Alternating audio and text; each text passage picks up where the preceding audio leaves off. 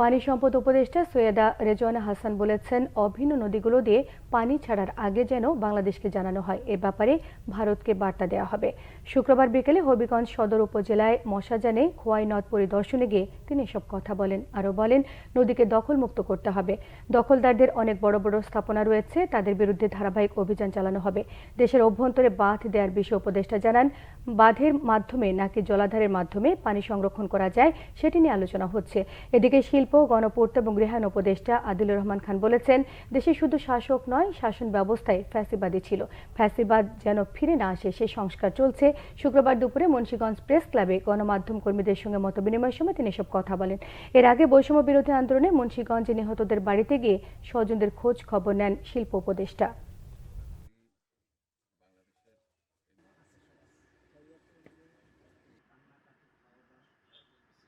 কিছু নদী নিয়ে চুক্তি আছে, সে প্রেক্ষিতে আমার উত্তর হবে যে হ্যাঁ, উজানের দেশের উপরে যারা উজানের দেশ, তাদের ভাটির দেশকে জানানোর কথা।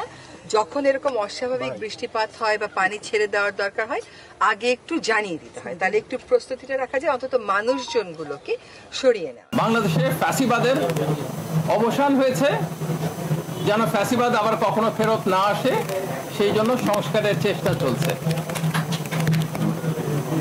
আমাদের কাজটা হচ্ছে সংস্কারের কাজটা করা যত দ্রুততম সময়ে পারি, এরপরে একটা নির্বাচিত সরকারের হাতে ক্ষমতা হস্তান্তর করা বা নির্বাচিত ব্যবস্থার হাতে ক্ষমতা হস্তান্তর করা, এটাই বরং বলাটা ভালো। নির্বাচিত ব্যবস্থার হাতে ক্ষমতা হস্তান্তর করা এবং স্থানীয় পর্যায় থেকে জাতীয় পর্যায় পর্যন্ত যেন একটা গণতান্ত্রিক কাঠামো গড়ে ওঠে।